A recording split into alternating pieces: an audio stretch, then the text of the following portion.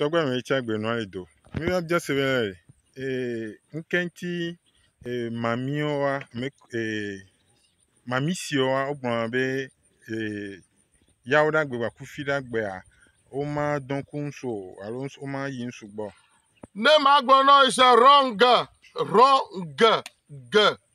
alakpae. Ne mami la si wa gbegbe ke wo dzi wa ezu mamia va si gbe eseun keke.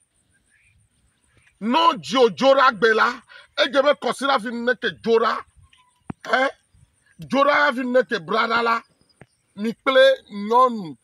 alo nusu mi ma dɔ aƒo ɖe agbe ya ko gbɔgbɔ avana gbegbe wo dzo ye ta ne gbegbe wo dzo ne dzora gbe wo dzo ye mami le gbɔ kɔa you must use white vɔ menye mami o ɖeza na nu he o eɖo zana he yellow kenye ŋtitiɖiɖi eɖo zana blue eɖo zana red na me ɖe gbɔ be mami me zana nu dzɔ la kpae nye gblẽ mele teƒe o me be na mla anyi na kpɔ ŋɔli ne do awu he ne asi pɔ na ne ku ko be kpɔ mami wa ta eble nya wig gbogbo yo ke lɔ na mekuku aɖe ta yɔra ame yi ko dzi yɔra gbea kura gbe fienyi koa edze kɔnyi ne srɔ̃ wa mamia kura yɔra ne nu ke fi ɖa kaka ƒo ga eve koa you are free vɔ ne nye be eɖutu ne mawua leti ɖeka mea zi ɖeka ko mawua va na me gbɔ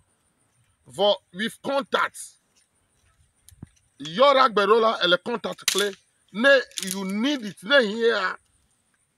ava ne do gbe ɖa ko ava kake le leti ɖeka me la ne yɔra nye la yɔra gbãtɔ ko mamia gbɔ va ge ne nye dzoravi la dzora gbãtɔ ye ko gbɔgbɔ la va gbɔ e closer than you fi ma ye wo ʋana nu le ta ne nye srɔ̃tɔ la mi kpi srɔ̃ mi ma mla ba ɖeka dzi o ta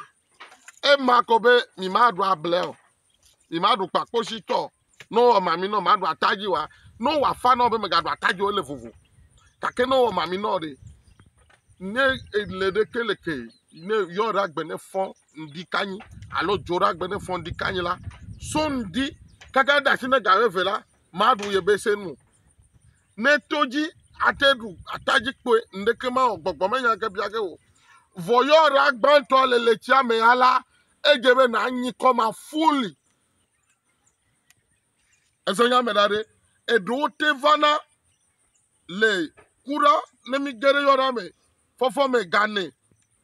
alo gatɔ ese me da ɖe alo zaga eve vɔ ɖewo te vana ŋdɔkusu ga eve edze be ŋutɔ na de dzesi gaƒoƒo ke me wò vana with prayer kple eƒe atikusesewo kple woƒe dress ese me da ɖe nene wo le ma ye ta nye fi ɖa gbe nye me dona le xɔ me kaba o ma do abe gawo ɖeke kafi va do gbe ɖa vɔ nye kple mi me le kpɔɖi ɖeka dzo ta ma te nye o wotse kple tɔwe ame kple tɔe ta yɔra kple numɔ yɔra la enye nkeke ɖe nogo le ɖokosi ame se me respect na nkeke ma vevetɔ ame yiwo tɔgbe zikpuiwo le wo gbɔ vɔ hafi wo ɖo tɔgbe zikpuiwo ma si gbe eduro me ya yɔra gbe ko wo yina wo me zikpui xɔ me eduro le afi ɖa gbe ko wo yina wo me zikpui xɔ me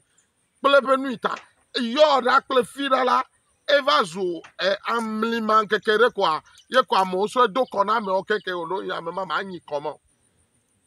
you don born you o me dzi o le yɔra gbɔ vɔ no be yɔra gbe via edze be na do nu bleu le yɔra gbe alo nu he fifia wo dzora gbe nua va le so edze be na do nu viwo le nu ke nye zomavi lo alo nu ke nye red ye va le yɔra me kɔnyi ɖe leke kɔsɔ be ma wa la wɔ atrɔ to me abouleverse o dzobolize it nenema wo le ma